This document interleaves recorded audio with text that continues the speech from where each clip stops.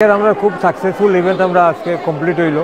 সারাদিন দুইটা chef competition, international Indian chef of the year competition which is been running for last 34 years.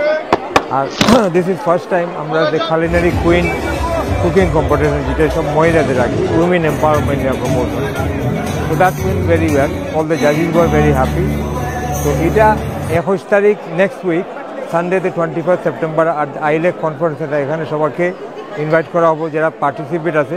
They will get a certificate on stage in front of about 800 people are there.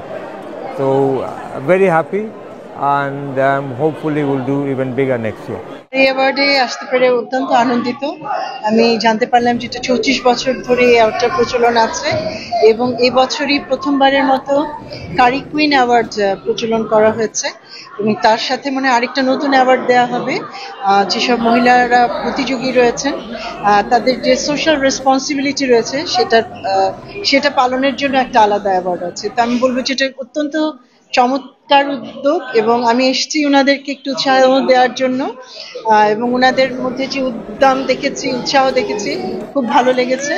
তো আগামীতেও আশা করি যে এটা আরো এগিয়ে যাবে। আর ধন্যবাদ আমাদের স্বনামধন্য এবং বিখ্যাত শেফ টমি মিয়া এবং আয়োজকদের এই নতুন ধরনের আয়োজন।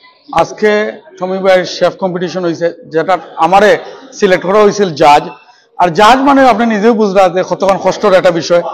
আজকে সব যে প্রেজেন্টেশন করছেন আজ এখন শেফ হিসাবে, এখন জাজ হিসাবে আমরা লাগি ভেরি ডিফিকাল্ট জিনিস আছে যে একজনকে সিলেক্ট করিয়া বা করা।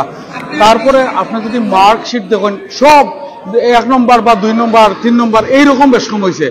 সব মিলে একজনকে তো আপনার ডেফিনেটলি আমরা ফাইনালিস্ট করতে হইব। আমরা একজনকে সবে মিলে ফাইনালিস্ট করতাম পারছি। ইনশাল্লাহ বাকি যারা আছেন আপনারা আশ্চর্য হইবার কিছু নাই, আপনারা খুব ভালো প্রেজেন্টেশন করছেন। একজন তো উইন হইতে হইব। আমি আপনাদের কাছে সরি স্যার যারা উইন করতে পারছেন না, আর যেন উইন করছেন কংগ্রাচুলেশন, আপনার ব্রাইট ফিউচার আমরা আশা করি। Thank you.